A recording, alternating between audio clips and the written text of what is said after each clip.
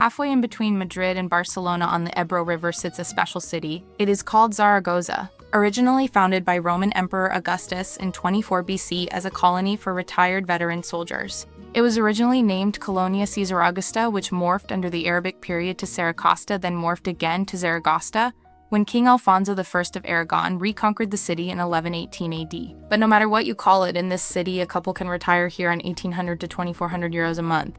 If you have 1,700 euros a month from Social Security, you'd need a portfolio of about 210,000 euros to cover the gap. And you're 90 minutes by high-speed train from both Barcelona and Madrid. I'm Penelope from StockFocus.com, and we are going to talk about the exact costs, Spain's public healthcare buy-in, the US-Spain tax treaty, and who this works for. My shirt says, Aqui, Manda Cierzo. It sums up one quality of this city that it has in common with Chicago, and if you don't know what it means, I promise you will by the end of the video. First, what does rent actually cost?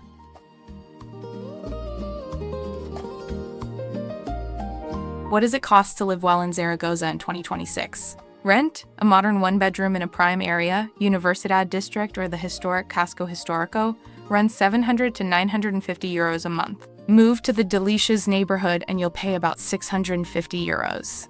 Groceries for a couple, 250 to 350 euros a month. Dining out regularly, the Menu del Dia lunches for 15 euros. Tapas and El Tubo wine adds about 300 to 400 euros.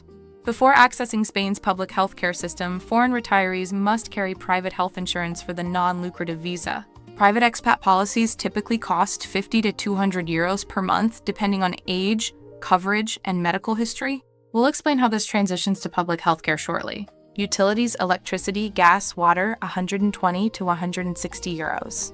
Internet and mobile, 45 to 60 euros total. Transportation, Zaragoza's tram system is cheap, especially with senior discounts.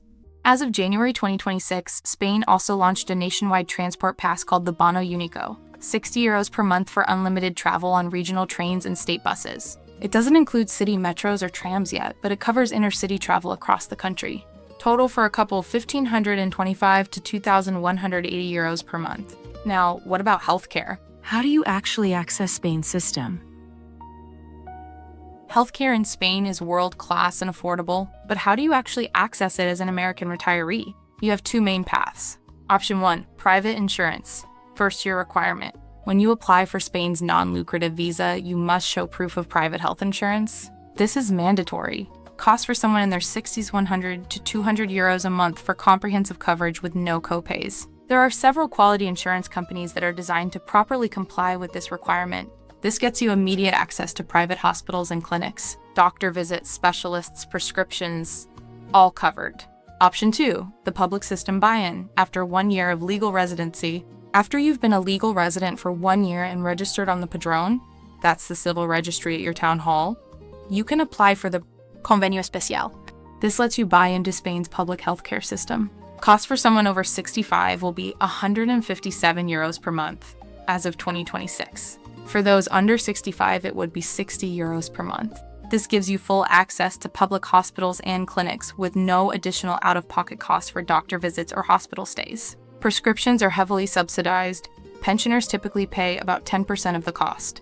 Important note, El Convenio Especial doesn't cover everything. General pharmaceuticals, orthoprosthetics, dietary prescriptions, and non-urgent medical transport are not included. But for routine care and major medical needs, it's comprehensive. The hybrid approach, most American retirees keep private insurance for the visa requirement and immediate access, then add the Convenio Especial.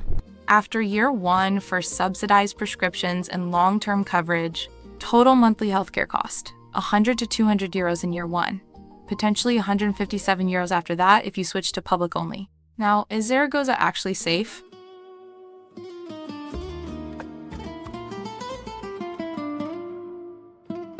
Safety scenario uno. You are out late with some other expat friends and decide to either walk home, for it's so nice out with those Ebro winds spiraling through the night air, or do you need the closest taxi to avoid an undesirable situation befall you?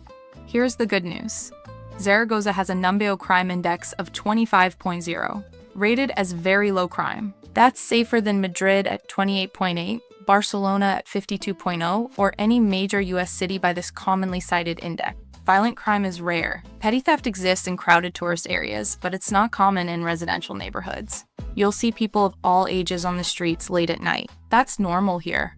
The city has about 675,000 people, so it's large enough for services and culture, but small enough to feel manageable. You're not Barcelona-scale overwhelmed, but you're not stuck in a village either. Now the question everyone gets wrong: what are the actual tax implications? Taxes. This is where most people get confused. If you live in Spain more than 183 days a year, you're a Spanish tax resident. Spain taxes your worldwide income at progressive rates: 15% on the first 12,450 euros, up to 47% on income over 300,000 euros. That includes your social security, pension income, IRA withdrawals, and investment income. The treaty prevents double taxation. You'll pay Spanish taxes on your income, then claim a foreign tax credit on your US return to avoid paying the IRS again on the same money.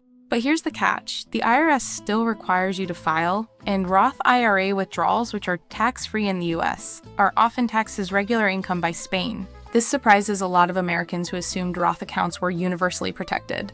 If a significant portion of your retirement income comes from Roth IRAs, Spain's tax treatment will hurt you. This is critical. Talk to a cross-border tax advisor before you move. The portfolio math. To live comfortably on 2,400 euros a month, you'd need a portfolio of about 720,000 euros using the 4% withdrawal rule. The 4% rule theorizes that you can safely withdraw 4% of your portfolio each year without running out of money over a 30-year retirement. This theory works on the averages. On the extremes, it can struggle. If the first year you retire, the market goes down by 20 to 50%, it may require adjustment due to expected actual income. However, in general, it works out over the long term. This is why some investors supplement with annuities, bonds, rental properties, or other alternative income avenues to diversify the risk of depending on index and/or equities alone.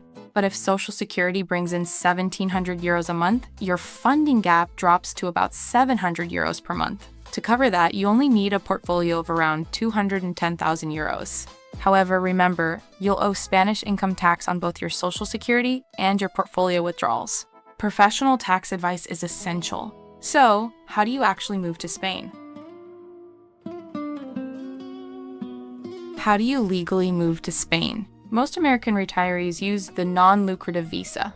Requirements: passive income of at least 28,800 euros per year for a single applicant. Add 7,200 euros for a spouse. Proof of private health insurance with no copays. Clean criminal background check. Proof of housing in Spain, either a lease or property ownership. You must apply from the US at the Spanish consulate in your jurisdiction. Processing typically takes 1 to 3 months. The visa is valid for 1 year, renewable annually. After 5 years of legal residency, you can apply for permanent residency. Important: the non-lucrative visa prohibits work. You cannot earn income in Spain, and remote work for US.